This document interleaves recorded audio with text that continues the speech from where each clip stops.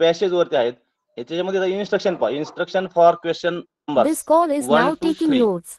Read This the call is passage now being carefully recorded. And answer the following question. आता हे शब्द आहे, ठराविक येणारे शब्द हे पुन्हा पुन्हा आपल्या पुस्तकात असतात पहा. लिसन, रिपीट, रीड, नंतर इनॅक्ट किंवा सिंग, हे शब्द पुन्हा पुन्हा आपल्या इथं या ठिकाणी येत असतात.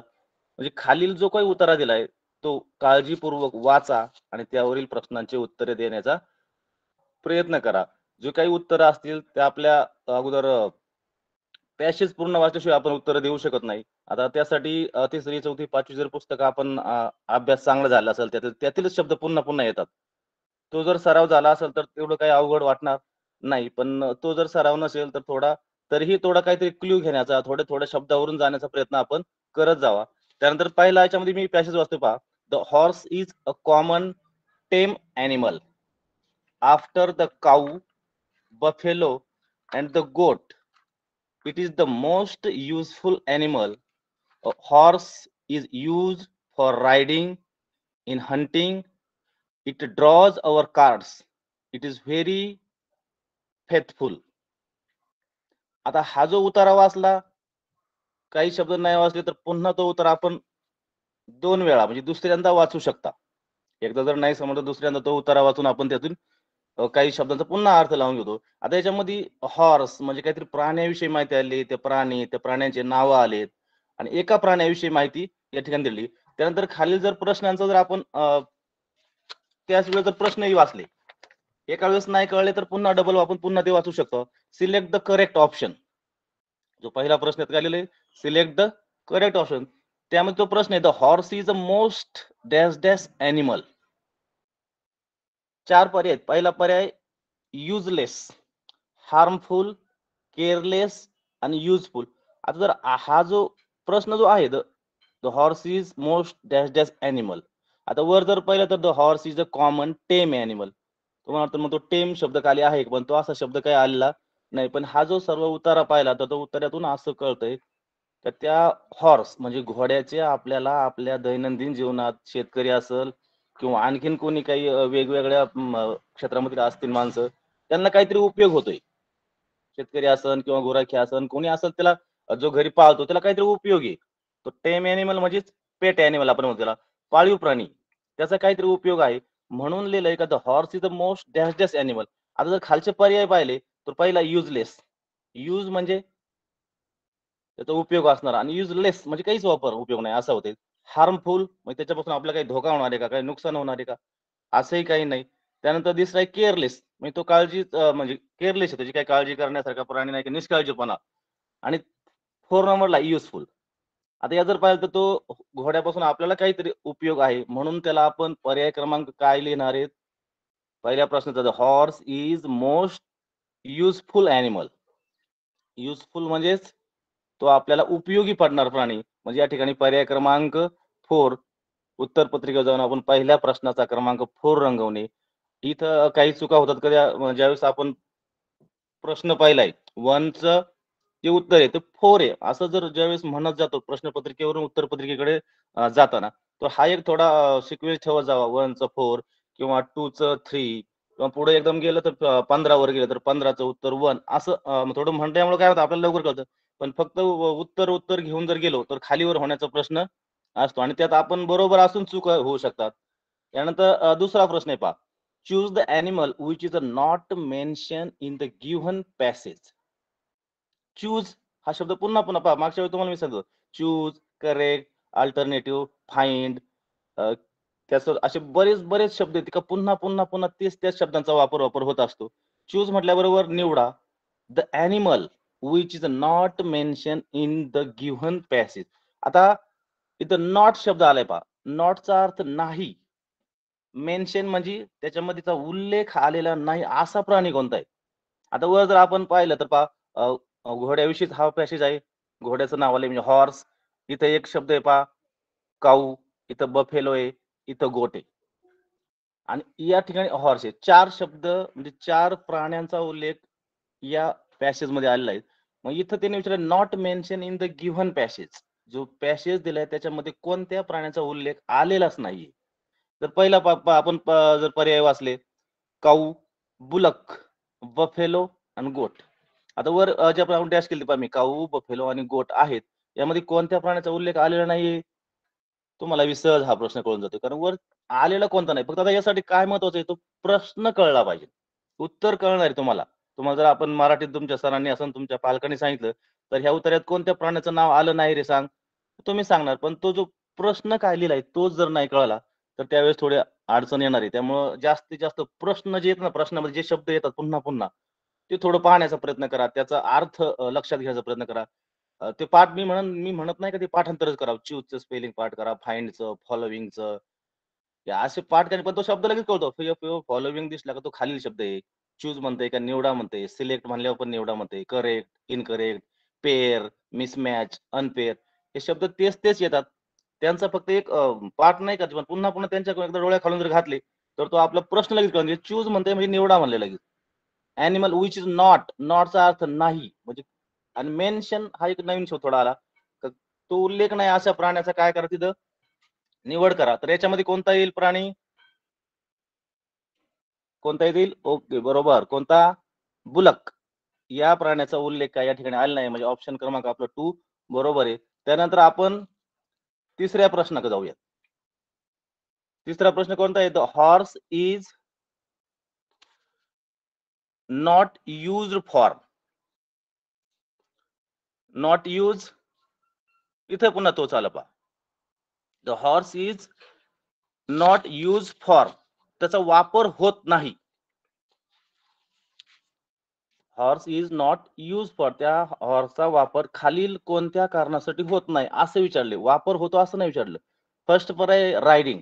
राईड करणे म्हणजे घोडेस्वारी, घोड्यावर स्वार होणे, घोड्यावर बसणे. 2 नंबरला आहे ड्रॉइंग कार्ड्स. ड्रॉइंग कार्ड्स म्हणजे ड्रॉ म्हणजे ओढण्याचा प्रयत्न करे. कार्ट्स म्हणजे त्या काही गाड्या असतील. आता ज्यावेळेस आपण जुन्या काळात पाहतो बघा घोडागाडी, टांगा असे काही होते. आज सहसा घोडागाडी, टांगा आता नाही राहिले, पण तरी काही ठिकाणी त्या आहेत. त्यांचा वापर आपण करू शकतो. तिसरा आहे नथिंग म्हणजे काहीही नाही. आणि 4 नंबरला हंटिंग. हंटिंग म्हणजे हंट, शिकार. शिकार करण्यासाठी या प्राण्याचा वापर करतोय का? त्याने विचारल्यावर इज नॉट यूज तो वापर होत नाही असा कोणता आहे? तर रायडिंगचा होतोय, ड्रॉइंग कार्डचा होतोय, हंटिंगचा होतोय. पण 3 नंबरचा जो पर्याय नथिंग या ठिकाणी याचा वापर जो होत नाही असा होतोय. म्हणजे तो तिथं आपल्याला काय करावं लागेल? पर्याय तो वेगळा आहे.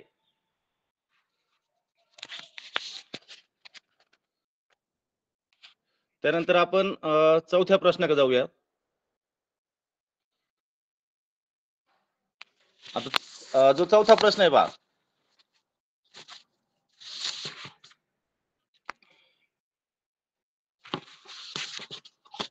एक मिनिट हां, थोडं स्क्रीन आडवी करतो मी.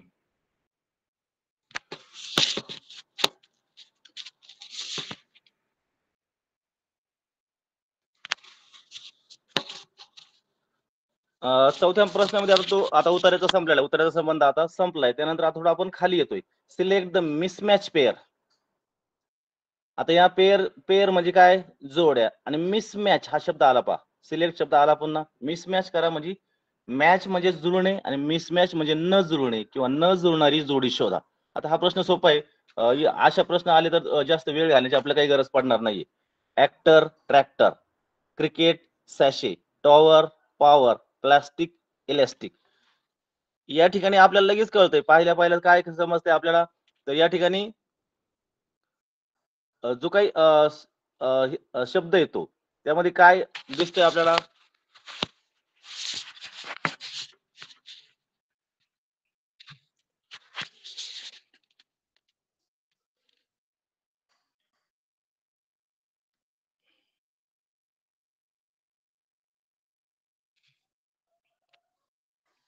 एक मिनिट हां.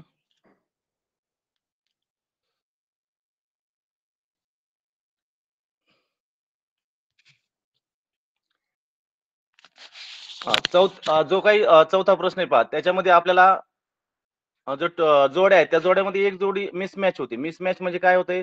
मॅच होत नाही. तर ती कोणती असन? ॲक्टर, ट्रॅक्टर जे शेवटचे शब्द आहेत जोड सारखे असतात त्यांचे. मिसमॅच झालं म्हणजे इथं क्रिकेट आणि सॅशे ह्या शब्दाचा काही इथं अर्थ लागत नाही किंवा दोघांचा काही मिसमॅच तो मिसमॅच होतोय म्हणजे ती जोडी लागत नाही. म्हणून तो त्या ठिकाणी आपण पर्याय क्रमांक टू हा उत्तर आपण या ठिकाणी काय होणार, आपलं उत्तर येणार आहे पर्याय क्रमांक 2. तर 2 पर्याय कुठे आहे तुमचा, 2 नंबरचा दिसतो क्रिकेट आणि सेस याच्यामध्ये आपण त्याचं उत्तर काय करून टाकण्यात, बरोबर उत्तर ते करणार. त्यानंतर पुढच्या प्रश्नात आपण जर आलो, 5वा, observe the picture carefully and select the proper mottos. या चित्रातला उद्देश काय आहे, या चित्रामध्ये आपला उद्देश काय दिलाय, तो उद्देश या ठिकाणी जर आपण पाहिला तर तो उद्देश त्या ठिकाणी काय वाटतो आपल्याला चित्रावरून, मुलं आहेत, काहीतरी ग्रंथालय आहेत, मुलांनी पुस्तक घेतात, त्यांचे आई वडील असतील किंवा काही कोणी असतील, शिक्षक असतील, त्या ठिकाणी त्यांचा त्यावरून कळतं की हे पुस्तकाविषयी काहीतरी बोललेला प्रश्न असेल. मग खाली जर पाहिलं आणि ते पुस्तकावरून जरी कळलं तरी आपण त्याचा उद्देश कळतोय. पहिला आहे वी लव्ह बुक्स, सेकंड पर्याय protect all animals, third number health is wealth आणि फोर्थ नंबरला प्रोटेक्ट ऑल एनिमल्स. आता पुस्तक म्हणल्याबरोबर सगळं कळतं, कारण वी लव्ह पुस्तक, आम्ही पुस्तकावर काय करतोय, आम्हाला पुस्तके आवडतात किंवा पुस्तकावर आमचं प्रेम आहे. 2 नंबरला प्रोटेक्ट ऑल एनिमल्स, एनिमल्स आता काही विषयच नाही, येऊ शकत नाही. म्हणजे पर्याय क्रमांक कोणता येणार इथं, वी लव्ह बुक्स. पर्याय क्रमांक कोणता येणार आहे, फर्स्ट, वी लव्ह बुक्स हा पर्याय या ठिकाणी येणार आहे. कोणता, वी लव्ह बुक्स. म्हणजे त्या बुक्सचा आपण काय करतो इथं, जे काही बुक्स वगैरे आपल्याकडे असतात त्यांचा या ठिकाणी आपल्याला वापर जो झाला त्यांच्याविषयी हा शब्द वापरलेला आहे असं वाटतंय. त्यानंतर 6व्या प्रश्नाकडे जर पुन्हा आलो आपण, 6व्या प्रश्नाकडे आलं तर काय दिसतंय पुन्हा परत, अरेंज करायचे बा. इथं जे काही शब्द आहेत त्यांना अरेंज करा म्हणतंय. Arrange the numbers properly and make the meaningful word. Arrange करा म्हणजे काय, जुळवा. आता हा थोडा वेगळा पाहिजे, खूप वेळ खाऊ प्रश्न आहे, पण यात जर शब्द पटकन माहिती असेल तर आपल्याला लवकर सोडता येईल. प्रत्येक जो ए साठी 1, आर साठी खाली 2 लिहिलेला आहे, ई च्या खाली 3 लिहिलेला आहे. म्हणजे खाली जे पर्याय दिलेत 4, 1, 8, 9, 3, 7, 6, 2 असे जे पर्याय, तो काय करायचा, तो पर्याय खाली प्रत्येक शब्द ते आणून ठेवायचे आपण. प्रत्येक पर्याय खाली आपण तो जर शब्द आणून ठेवले तर आपल्याला ते काय होईल, जो काही त्यातला जो शब्द आहे तो पटकन कळून जाईल. आणि तो शब्द जो आहे, तो शब्द ज्या ठिकाणी आहे तो ठिकाणी तो आपण वापर करणे. हा जो 2 नंबर जो आहे शब्द, इथं शब्द आहे का फेवरेट, इथं शब्द तो तयार होतोय. कोणता, फेवरेट हा शब्द तयार होतोय. फेवरेट म्हणजे काय, तर तो थोडा माझा आवडीचा विषय असा हा शब्द करतो. दुसरे शब्द जर आपण तयार करण्याचा प्रयत्न केला तर ते काही तयार होणार नाहीत. म्हणजे तो शब्द त्या ठिकाणी तयार होत नाही. म्हणून हा फेवरेट हा पर्याय या ठिकाणी आपण वापरू शकतो, लिहू शकतो. त्यानंतर 7व्या प्रश्नाकडे जर आलो आपण, तर 7व्या प्रश्नामध्ये काय लिहिलेलं आहे, द साइन, एक चिन्ह दिलंय, चित्र दिलंय, त्याच्यामध्ये साइन दिलंय बा एक. त्या साइन विषयी काहीतरी माहिती दिली. The sign indicate that one shoot.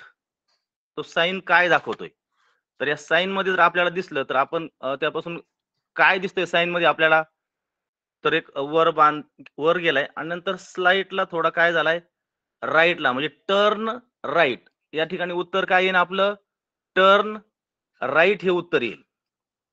काय, टर्न राईट या प्रकारचं उत्तर या ठिकाणी आपलं येईल. म्हणून आपण टर्न राईट हा पर्याय निवडणे. नंतर 8व्या प्रश्नाकडे जाऊया, select the correct alternative. Alternative पर्याय, सिलेक्ट द करेक्ट म्हणजे योग्य पर्याय निवडा. We should cut our nails. काय म्हणते ते, we should cut our nails. Should म्हणजे काय, करणे, करा किंवा ते कट. वी शुड आपण आपले नखे काळजीपूर्वक कसे काढले पाहिजे, आपण ते नखे तर काढतो पण ते कसे काढावं त्यासाठी पर्याय काय निवडलं पाहिजे. खाली पर्याय दिले त्यांनी, डेली, दुसरा पर्याय अर्ली, केअरलेसली आणि रेग्युलरली. पर्याय काय दिले त्यांनी, हे 4 पर्याय त्या ठिकाणी दिले. त्या मग पर्याय वापरताना आपण काय करणार, we should cut our nails हा पहिला जो प्रश्न आहे यातला पहिला जो हे डेली, डेलीचा अर्थ दररोज, दररोज थोडेच आपले नख एवढे वाढतात, नाही वाढू शकत. इयरली, वार्षिक, केअरलेसली म्हणजे निष्काळजीपणे, काही गरज नाही किंवा. आणि शेवटला आहे रेग्युलरली. आता आपण कधी-कधी म्हणतो आपण नखे दररोज काढा. दररोज म्हणजे तरी त्यासाठी डेली हा शब्द होत नाही. दररोज जरी आपण म्हणलो तर त्यासाठी डेली हा शब्द आपण वापरत नाही. म्हणून त्यासाठी आपण शब्द कोणता वापरला पाहिजे? नियमितपणे म्हणजे ऑप्शन क्रमांक 4 रेग्युलरली. कोणता ऑप्शन त्याचा आपण वापरणार? रेग्युलरली. त्यानंतर चूज द खालचा 9व्या प्रश्न जाऊया. Choose the correct alternative. पुन्हा तोच शब्द आलाय. पर्याय, करेक्ट, चूज निवडा. टाइप ऑफ प्लांट्स आहे पहा, म्हणजे वनस्पतींचे प्रकार. मला वाटतं हे पुस्तकामध्ये आहे, 5वीच्या पुस्तकामध्ये हा प्रकार आहेत. टाइप ऑफ प्लांट्स दिलेत. त्याच्या खाली हे दाखवलेत. तर किती प्रकार आहेत त्यात. पहिल्या प्रकारामध्ये त्यांनी श्रब लिहिलंय. 2 नंबरला जो बॉक्स केला त्याच्यामध्ये क्वेश्चन मार्क केलंय. नंतर कॅक्टस आणि शेवटला क्लाइंबर. आता यांचा अर्थ जर माहीत असेल तर थोडं श्रब जे आहे म्हणजे आपले जे झुडूप म्हणतो आपण. झुडपासारखा प्रकार आहे. 2 नंबरला त्यांनी ब्लँक ठेवलंय. 3 नंबरला कॅक्टस म्हणजे जे काही टोकदार काठी असलेली झाडं जे असतात, निवडुंग असेल किंवा आपण ते हायपत जे म्हणतो किंवा ते कॅक्टर काही ठिकाणी असे शब्द वापरतात.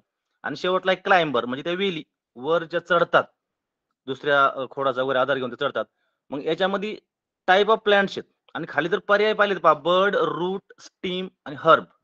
आता बर्ड, रूट आणि स्टीम हे जे पर्याय आहे, त्या एखाद्या प्लांटचे त्याचे अवयव आले, टाइप्स नाहीत, प्रकार नाहीत ते. त्याच्यात त्याचे काय आहेत? अवयव आहेत. बर्ड कळी, रूट मूळ, स्टीम खोड आणि जो चौथा जो आहे हर्ब म्हणजे औषधी वनस्पती म्हणजे हा वनस्पतीच्या प्रकारामध्ये एक मोडतो का औषधी वनस्पती वेगळ्या, वेली वेगळ्या, झुडपं वेगळे, मोठमोठे वृक्ष वेगळे. म्हणून ऑप्शन क्रमांक 4 या ठिकाणी उत्तर येणार आहे.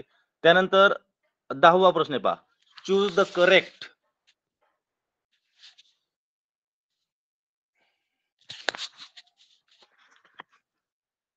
Choose the correct option for making request. Request करायची. आता रिक्वेस्ट म्हटल्याबरोबर आपल्याला कळलं पाहिजे का दुसऱ्याला आपण ज्यावेळेस मागतो त्यावेळेस कृपया, विनंती हा शब्द वापरतोय. प्लीज. मग या ठिकाणी प्लीज शब्द एकाच ठिकाणी तो हा लगेच कळतो आपला. My friend Arnav forgot his eraser. तो विसरलाय किंवा घरीच त्याचं विसरून आलाय, हरवलाय. And wants to borrow it. Borrow म्हणजे उसनं घेणे. त्याला दुसऱ्याकडून उसनं घ्यायचे तात्पुरतं दे मला तुझा देतो. मला गरज आहे आता मला तो इरेजर दे. तर तो काय म्हणणार त्याला प्लीज शब्द वापरणार. म्हणून इथं पर्याय लगेच समजतो. रिक्वेस्ट आल्याबरोबर कळलं पाहिजे का प्लीज. प्लीज रिक्वेस्टसाठी वापरला शब्द आहे. आता जर पर्याय जरी पाहिले तरी पुन्हा पर्याय पाहून घ्यायचे. I what your eraser. मला तुझं दे लगेच. असं आपण डायरेक्ट म्हणत नाही. दुसरं please give me your eraser. कृपया मला तुझं इरेजर दे. Can I give my eraser to my eraser म्हणजे माझं तुला देऊ का? हा तर काही प्रश्नच उत्तर होऊ शकत नाही. आणि फाइंड माय माझं सापडण्यासाठी फाइंड सापडून दे किंवा चल सापडू आपण. हे नाही त्याला लागतंय. तर मग तो काय म्हणणार त्याला पर्याय क्रमांक 2 प्लीज गिव्ह मी युअर तुझं इरेझर मला दे थोड्या वेळापर्यंत कृपया त्याने विनंती केली म्हणून पर्याय क्रमांक 2 येणार. नंतर पुढचा प्रश्न आहे 11वा. Complete the grid by choosing proper set of alphabets. आता हे अल्फाबेट म्हणजे अल्फाबेटमध्ये त्या शब्दांचा त्या ठिकाणी बसवणे. आपल्याला जे काही लेटर्स असतात, ते लेटर्स त्या ठिकाणी आपल्याला बसवायचे आहेत. शब्द जर सहज पाहिले तर काही ठिकाणी ज्यावेळेस आपण आपल्या पुस्तकामध्ये पाहतो, नवनीतचं पुस्तक असेल किंवा वेगवेगळे जे काही पुस्तकं असतील आपण जे वापरतो, तर त्यामध्ये प्राण्यांचे जे नाव आहेत, त्या प्राण्यांच्या नावामध्ये किंवा पक्ष्यांची नावं म्हणजे काय म्हणतो, आपल्याला माहिती पाहिजे. शब्दांचे शब्द खूप माहिती संग्रह जेव्हा असेल त्यावेळेस हे शब्द सापडणार. एक-एक जर शब्द पाहिला तर पाहिल्याबरोबरच कळतोय. CROW क्रो नाव दिसतंय हे. कारण दुसरे तर बसणार नाही. पण CRAW होत नाही. 2 नंतर PW होत नाही. मग OO हा 2 ठिकाणी पहा. तिसऱ्या आणि चौथ्या पर्यायात OO हा पहिला जो लेटर दिलेला आहे त्यांनी. मग हे 2 आहेत. मग दुसऱ्या याच्याकडे जाऊ आपण. जर आडवा नाही आला तर उभा प्रयत्न करायचा. कुठला तरी एक जे हे 4 शब्द आहेत. 1, 2, 3, 4. 2 उभे आणि 2 आडवे. कुठला तरी एक आता पहिला तर लवकर कळाला आपला क्रो. दुसरा पाहण्याचा प्रयत्न करा थोडा मोठा वाटतो शब्द. तिसरा उभा पाहण्याचा प्रयत्न करा. नाही तिसरा पाहण्याचा शेवटचा आडवा चौथा पहा. तर शेवटचा लवकर कळतोय पहा मला तर वाटतंय. कोणता? इथं हा जो ईगल शब्द आहे. EAGLE eagle. ईगल कळला तरी सुद्धा ते होते पहा 3 आणि चौथा नंबर तरी पण इज घातलाय त्यांनी. म्हणजे परत सुद्धा आपण तिथं थोडं कन्फ्यूज होणार. मग ज्यावेळेस मधला शब्द आहे के किंवा पहा असेच प्रश्न येतात का ते तुम्ही जरी तुमच्या ट्रिक लावण्याचा प्रयत्न केला पण ते कुठेतरी तुम्हाला ते फसवण्याचा प्रयत्न होत असतो. म्हणजे पहा ओ आणि शेवटचा ई बरोबर घातला, पण तुम्हाला जो मधला शब्द आहे तोच त्यांना महत्त्वाचा होता. का तो मधला जो शब्द आहे आडवा तो तुम्हाला माहिती आहे का? तर तो काय शब्द होता? ऑस्ट्रिच. काय शब्द होता तो? ऑस्ट्रिच म्हणजे शहामृग. उभा शब्द आहे क्रो. ऑस्ट्रिच मग ऑस्ट्रिचचा तो ठिकाणी सी येणार आहे. मग पर्याय क्रमांक 4 सी त्या ठिकाणी आला म्हणजे तो उभा शब्द तयार होतोय. काय शब्द तो? क्रेन आणि आडवा शब्द परत तयार होतोय ईगल. म्हणजे याप्रमाणे शब्द जर माहीत असेल, तर त्यावेळेस आपण त्यांना काय करू शकतोय? शब्दांची जर माहिती असेल आपल्याला, तर पटकन आपल्याला कळतंय का कोणता त्या ठिकाणी शब्द आपण वापरण्याचा आहे. त्यानंतर पुढे आपण 12व्या प्रश्नाकडे जाऊया. Choose the correct option for the given words. या ठिकाणी शेप दिले. शेप हा शब्द तिने त्याच्या खाली केलाय बॉक्समध्ये शेप. शेप म्हणजे आकार.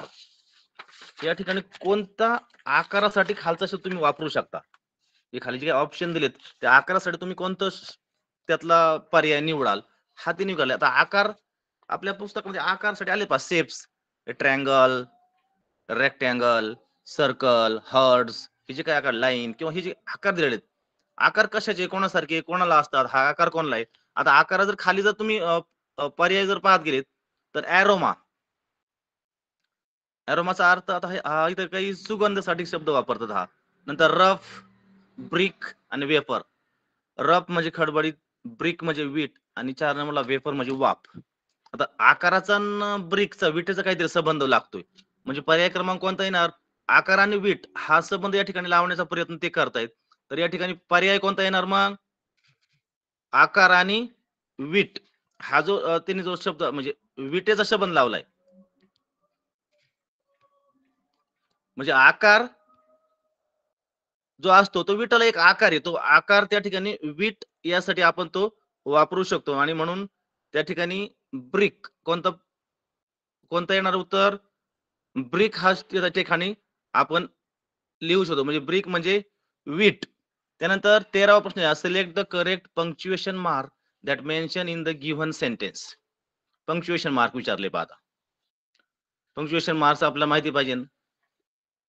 जे काही विरामचिन्ह मराठीमध्ये असतात तेच इंग्लिशमध्ये आहेत. थोडाफार फरक आहे.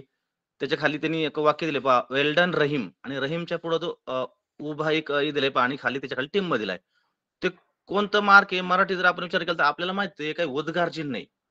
वेल डन रहीमच्या पुढे उद्गार चिन्ह आहे. त्याला इंग्रजीमध्ये काय शब्द आहे ते सुद्धा माहिती पाहिजे. आता जर इथं जर प्रयत्न केला तर पहा, पहिला एक्सक्लेमेशन मार्क, क्वेश्चन मार्क, फुल स्टॉप, कॉमा.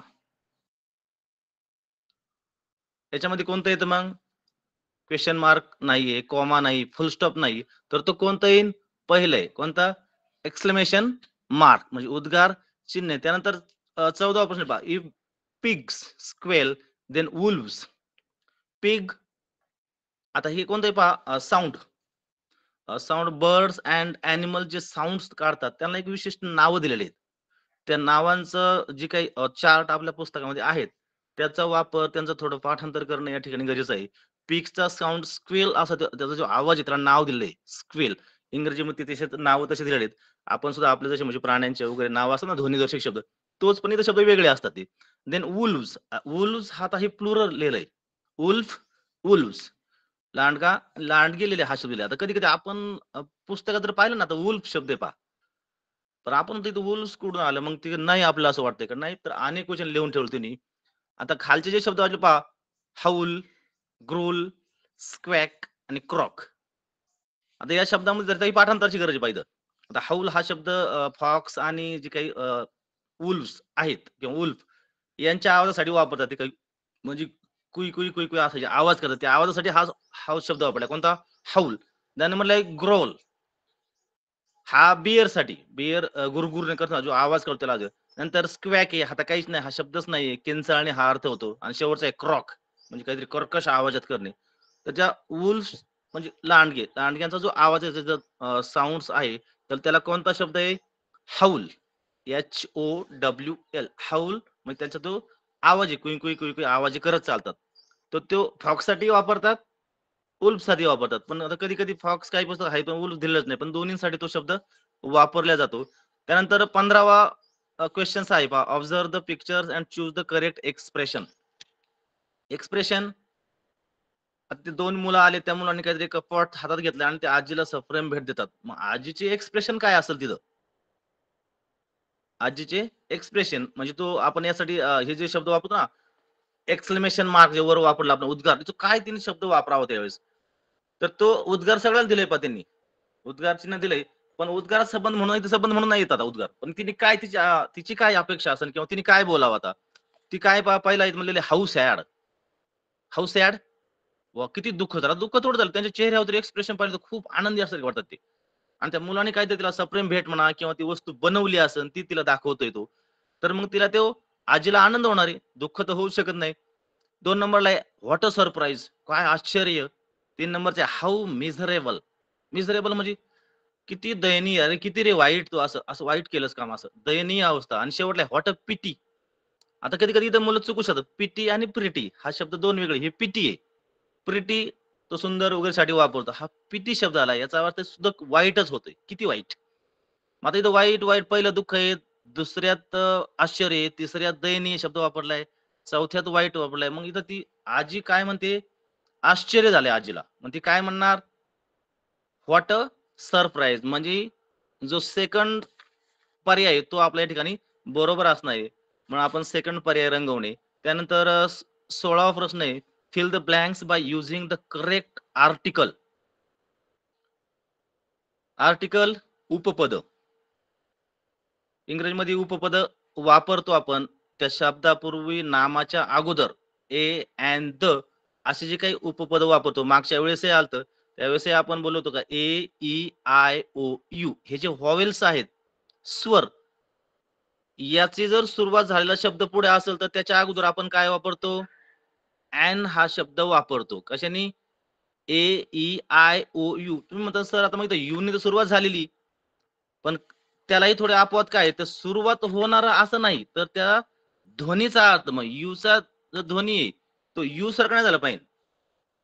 अंब्रेला जो शब्द आहे ना, अंब्रेला त्याचा उच्चार करून पहा, येतोय. मग त्यांचा इंग्रजीतला तो भाषेत असा आहे का यूचा उच्चार त्यांच्या स्वराप्रमाणे व्हावा म्हणजे अप्रमाणे व्हावा. अंब्रेला, अंपायर त्याचा उच्चार यू सारखा होऊ नये.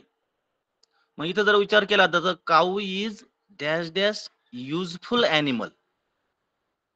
युजफुलचा उच्चार यू सारखा होतोय, नॉट अ सारखा नाही होत. म्हणून अॅन हा शब्द या ठिकाणी वापरू शकत नाही. हा तो अपवाद आहे. म्हणून इथं अॅन न वापरता तर कोणता शब्द वापरावा लागेल? टू पर्याय अ.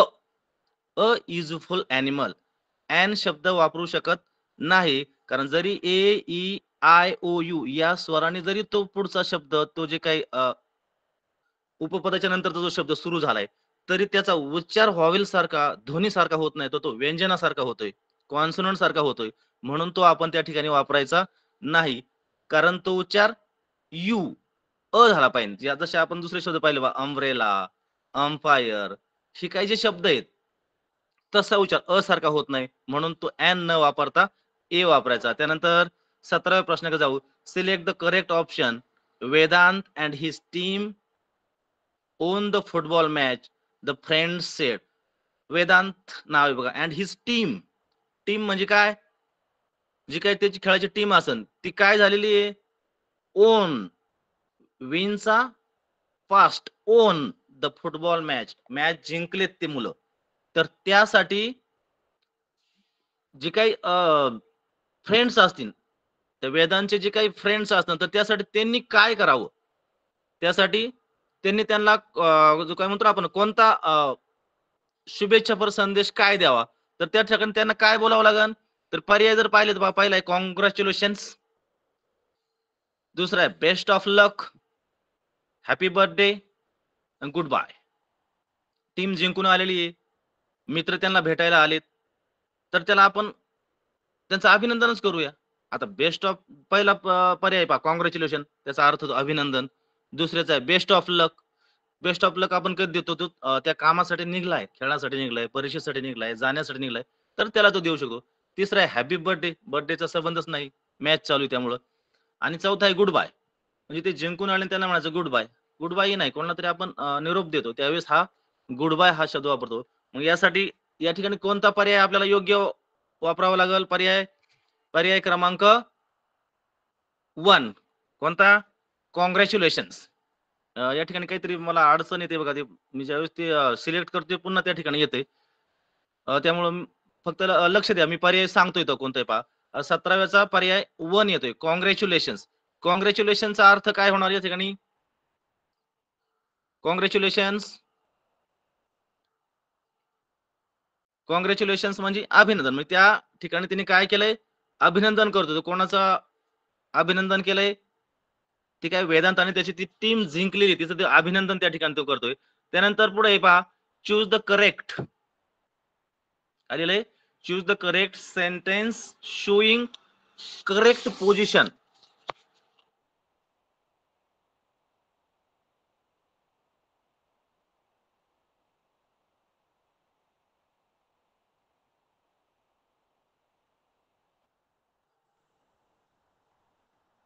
कोणती पोझिशन मध्ये तो?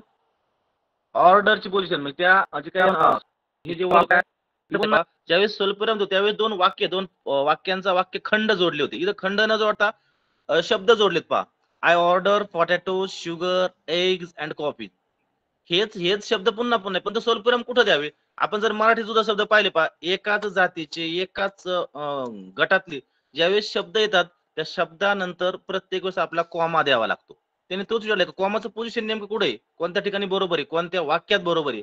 तर त्या ठिकाणी वाक्य तर चारही सारखेच आहेत, पण बरोबर कुठं वाटतंय? आपल्याला काय वाटतं बरोबर कुठं हा असू शकतोय? तर पहा, ऑर्डर्डच्या नंतर तर स्वल्पविराम देऊ शकत नाही. तर प्रत्येक जातीच्या, जिथं जाती कोणत्या आल्यात पहा, तर ही काहीतरी ती खरेदी करण्यासाठी गेली. कोणतरी असं व्यक्ती ती खरेदी किंवा ऑर्डर केलंय कोणी, म्हणजे मागवलंय.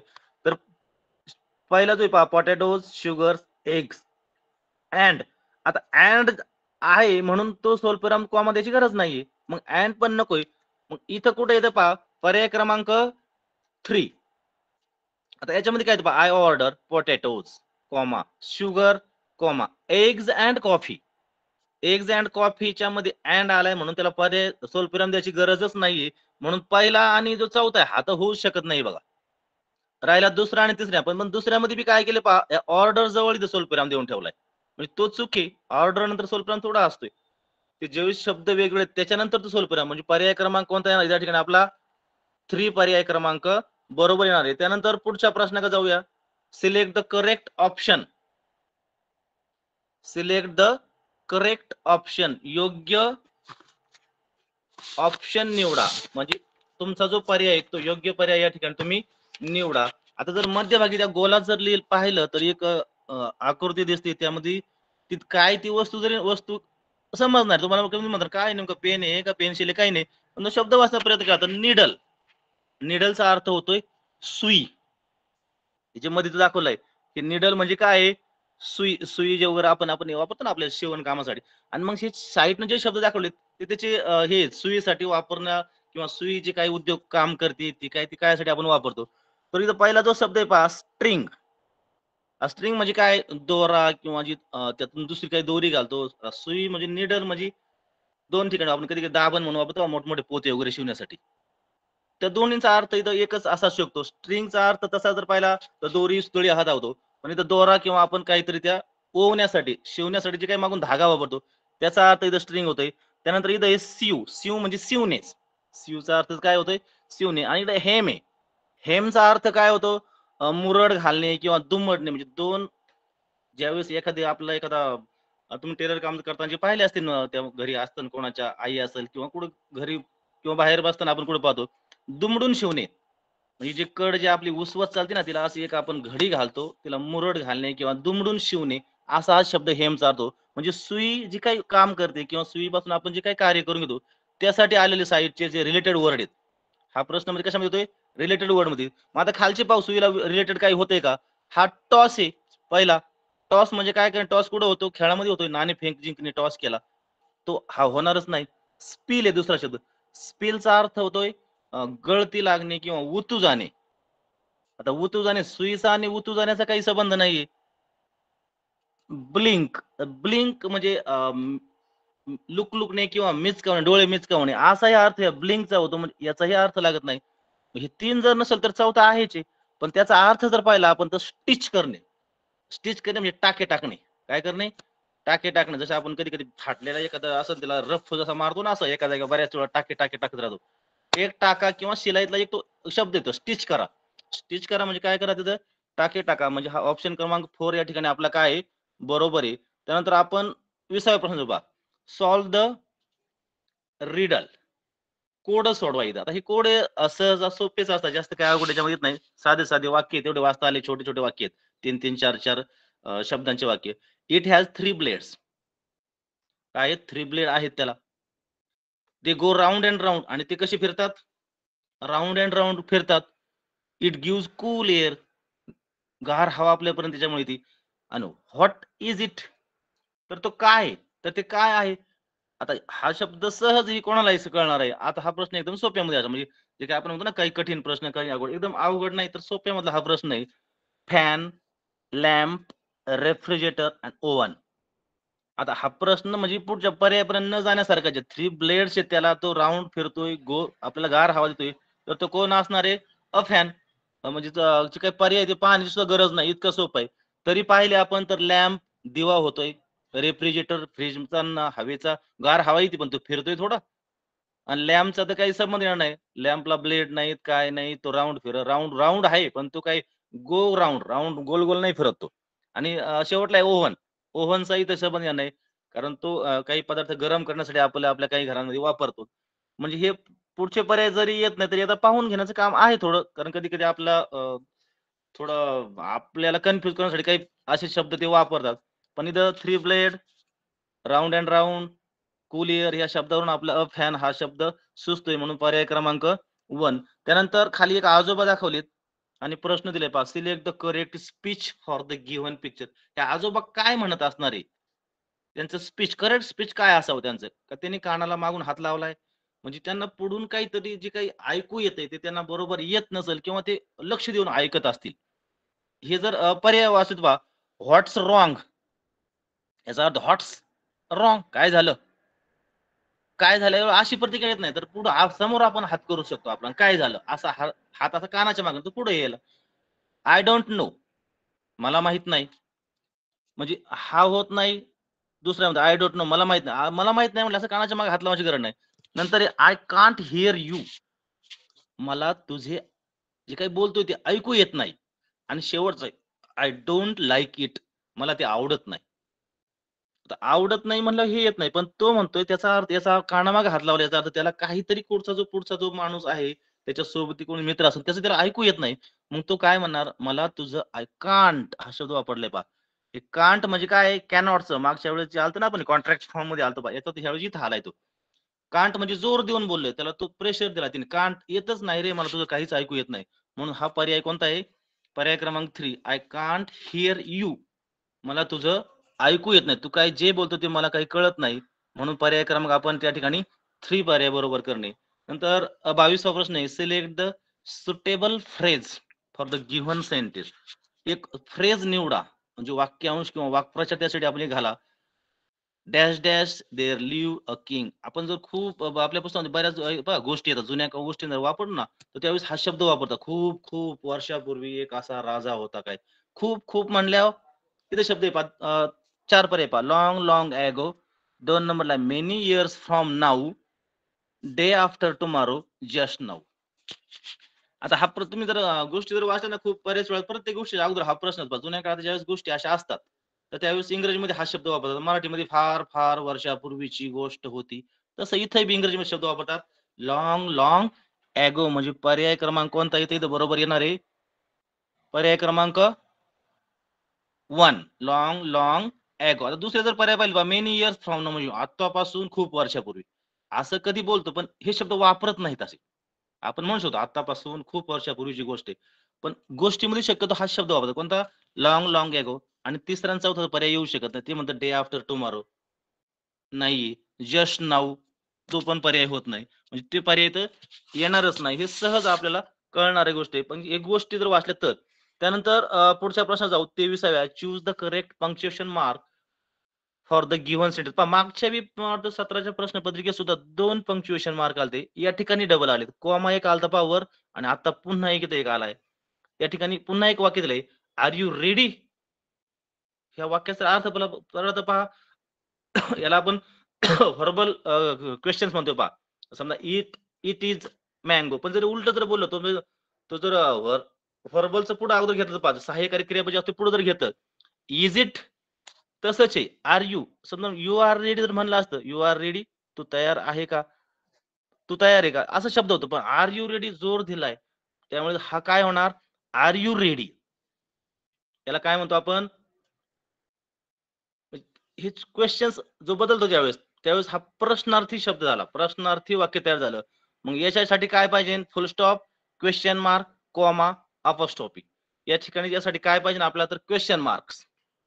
काय पाहिजे या ठिकाणी आपल्याला, क्वेश्चन मार्क. म्हणजे इथं शेवटचा या ठिकाणी क्वेश्चन मार्क पाहिजे नव्हतं. म्हणजे या ठिकाणी पर्याय फुल स्टॉप नाही, तर दुसरा जो पर्याय क्वेश्चन मार्क, हा पर्याय या ठिकाणी योग्य बसतोय.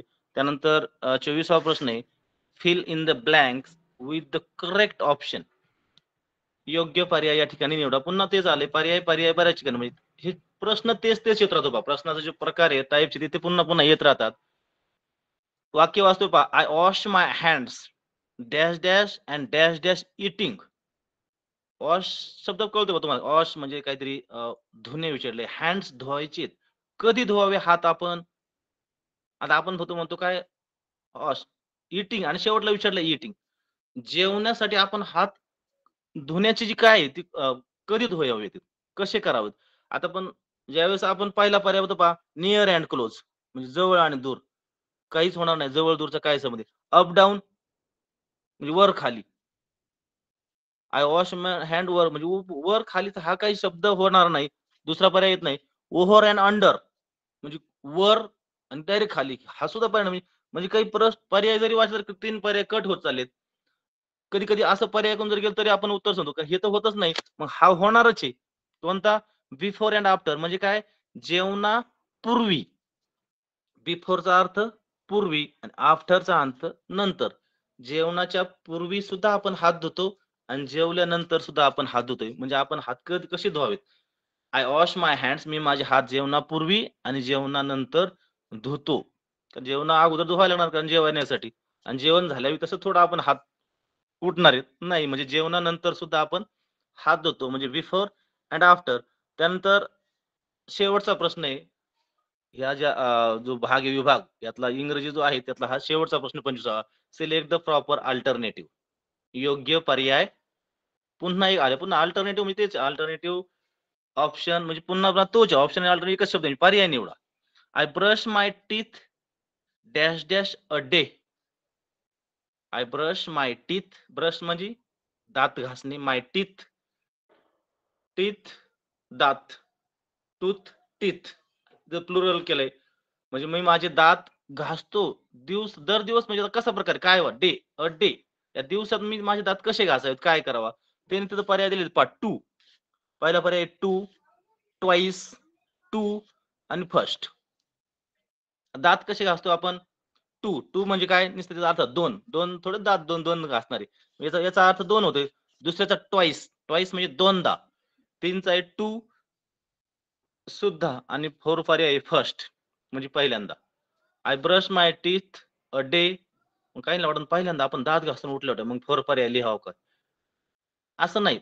आपण ज्यावेळेस तुम्ही पहा घरी तुम्हाला शिक्षक वगैरे किंवा किंवा डॉक्टर वगैरे सांगतात पहा काय, दात कसे घासले पाहिजे, दोन नाही. त्यावेळेस ज्यावेळेस सकाळी आपण उठतो त्यावेळेस सुरुवात आपण जे काही करतो, जे काही आपल्या शौचालय वगैरे जाऊन त्यानंतर आपण दात घासण्यात होतो, म्हणजे सुरुवातीला एकदा सकाळी उठल्यावर आणि झोपण्यापूर्वी बेडवर ज्यावेळेस जातो ना, तर त्यावेळेस सुद्धा एकदा दात घासले पाहिजे का, तर का त्यावेळेस काही दातात आपले कण रात्रभर अडकणार आहेत, त्यामुळे आपल्या दाताला कीड लागणार आहे, म्हणून दोनदा दात घासणे.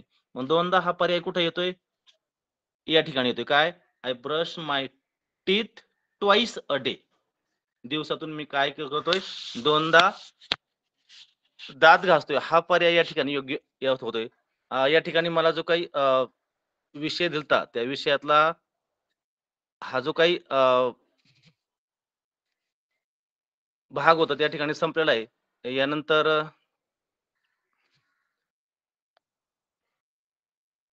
पंडित सरांना मी विनंती करतो की माझ्याकडे जो काही भाग आहे तो या ठिकाणी संपलेला आहे. पंडित सर. धन्यवाद सर. अतिशय छान पद्धतीनं आणि सोप्या पद्धतीनं आपण विद्यार्थ्यांना आपल्याकडील घटक समजून दिला. विद्यार्थ्यांना निश्चितपणे हा भाग चांगल्या प्रकारे आज समजला असेल. अहिल्यानगर शिक्षण विभागाच्या वतीनं आपले मनापासून आभार. विद्यार्थ्यांनी उद्या वेळेवर जॉईन व्हायचं आहे. ओके सर, धन्यवाद.